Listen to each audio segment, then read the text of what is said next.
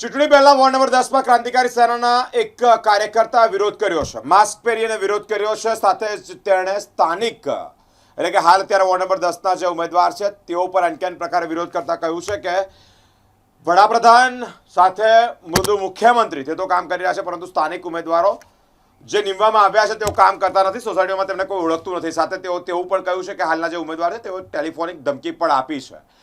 ધમકી બાબતે સ્પષ્ટતા થઈ છે અને સીધી નીતિન ડોંગા સાથે વાતચીત પણ કરવામાં આવી છે। નીતિનભાઈ કહી રહ્યા છે કે 28 પછી તારો હિસાબ કરીશું, એટલે કે અત્યાર સુધી તારી જે રજૂઆત છે, તારું જે કહેવું છે તે 28 તારીખ પછી સાંભળીશ, આ બાબતે સ્પષ્ટતા કરવામાં આવી છે। નીતિનભાઈ કહી રહ્યા છે કે મારી સાથે આવ્યો તો, મારા ઘરે આવ્યો તો, વાતચીત પણ કરી, બેસાડો તો પણ હતો, પરંતુ ક્યાંક ને ક્યાંક તે સમજવા નહોતો માંગતો, એટલે તેને કીધું કે 28 પછી તારો હિસાબ કરીશ। પરંતુ ધમકીના સ્વરૂપે જ્યારે આ માસ્કમેન લેતો હોય અને વિરોધ કરતો હોય તેવડાએ વોર્ડના ઉમેદવાર નીતિન ડોંગાએ આ બાબતે સ્પષ્ટતા કરી છે।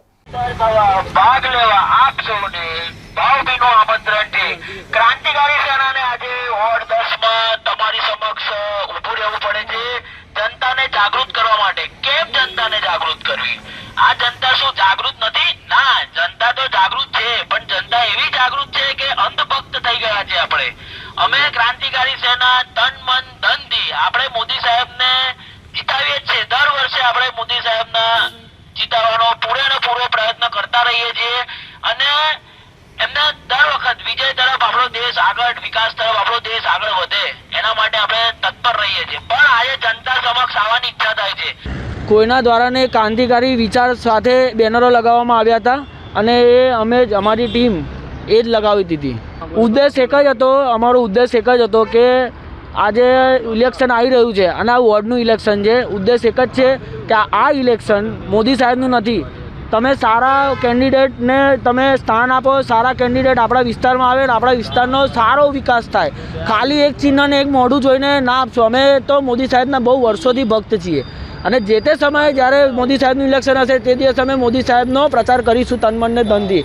પણ જ્યારે આવી રીતે ખોટા ઉમેદવારોને લઈને આવે છે પાર્ટી, તો એની સેન્સ પણ અમે ઉપર સુધી પહોંચાડીશું કે તમે આવું ના કરો અમારી જોડે। બીજેપીના સારા નેતાઓના સમર્થનમાં અમે હંમેશ માટે ખડા રહીશું અને હજુ પણ કહે છે કે વોર્ડ 10માં 2 ઉમેદવાર હજુ પણ સારા છે, એમને નવા ચહેરા છે, એમને મત આપીને વિજય બનાવો। પણ આ જે અવનીબેન સ્ટેમવાળા 10 સોસાયટી જો ખાલી એમને એવું કહી બતાવે કે અમને ઓળખે છે તો આપણે એમને વોટ આપવા કહી દઈએ કે વોટ આપે। આ મામા હિન્દુ મુસલમાનની કામ કરીને અમને ચમકાવે છે, અમને અહીંયા લડાવડાવે છે વગર કામના। એનો કોઈ મતલબ નથી ને। અમારે શું કરવા લડવાનું? બધા જ મુસલમાન બી સારા છે ને બધા હિન્દુ પણ સારા છે, સનાતની લોકો છે અહીંયા। આ પોસ્ટર લગાવવાનું મેન એક જ કારણ કે જનતા જાગૃત થાવ। જો જનતા પાસે વિકલ્પ નથી હોતો, અમે ક્યાંક ને ક્યાંક કમળનું બટન દબાવવા માટે ફૂલ મજબૂર થઈએ છીએ। પણ મોદી સાહેબ હવે જણાવો, જે દિવસથી તમે ગયા છો અહીંયા ત્યારથી આ વડોદરાની દિશા દશા બધું બદલાઈ ગયું છે। સારા ઉમેદવાર લાવો અને અમે વોટ આપવા માટે એમને મજબૂર બનીએ।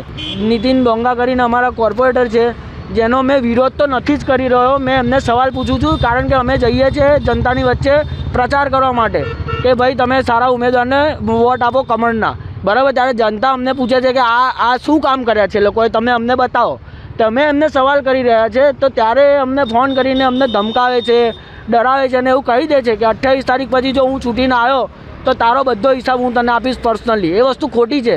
હું મીડિયા માધ્યમથી ફરી એક વખત મામાને બી રિક્વેસ્ટ કરવા માગું છું કે તમે ખોટી વસ્તુ કરી રહ્યા છો, પર્સનલી ના રહેશો। તમે ઉમેદવાર છો એટલે હું તમને પૂછી રહ્યો છું। જી, જીતા બાદ એટલા માટે કે છોકરો તો મારી ઘરે આવીને ગયો, અમે સાથે મારા ડાઇનિંગ પર હું જમતા એની જોડે વાત કરી અને જે કાંઈ એને હતું એ મને કહીને બી ગયો કે હવે બીજી વખત હું આવું નહીં કરું। અને છતાં બી એણે કર્યું પછી એટલે મેં એને કીધું કે ભાઈ તારે જે કાંઈ હશે એ આપણે 28 તારીખ પછી હિસાબ કરીશું। અત્યારે હવે પછી વારંવાર હું તને બોલાવું અને વાત કરીએ એનો કોઈ અર્થ નથી। એ ઉદ્દેશથી આ વાત કરેલી હતી। જી બિલકુલ, આ મને લાગે છે કાં તો કોંગ્રેસ પોતાની હાર ભાળી ગઈ છે એટલે કોઈનો ઉપયોગ કરી રહી છે। જે પણ છે બહુ સ્પષ્ટપણે હું કહેવા માગું છું કે આવા બધા કાર્યો કે કૃત્યો કરવાથી કંઈ નેગેટિવ નથી થતું હોતું અને વડોદરાની જનતા ખૂબ સમજદાર છે। કોને મત આપો કોને નહીં આપો એ ખૂબ સારી રીતે જાણે છે અને કોઈએ કામ નહીં કર્યા હોય તો 100% જનતા એનો જવાબ આપવાની જ છે 26 તારીખે।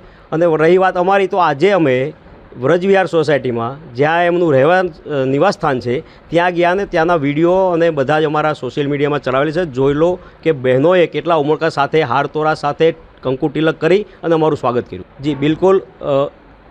તાંદલજા વિસ્તારનો મારા 10 નંબરની જે અત્યારે વિષયો ચાલી રહ્યા છે, ખૂબ મોટા પાયે અસાન ધારાના પણ ઇસ્યુ ચાલી રહ્યા છે. એટલે મેં એને સમજાવ્યું કે આ બધા માથાકૂટો ના કરો, અમારે હજી આગળ બી ખૂબ મોટી લડાઈઓ લડવાની છે.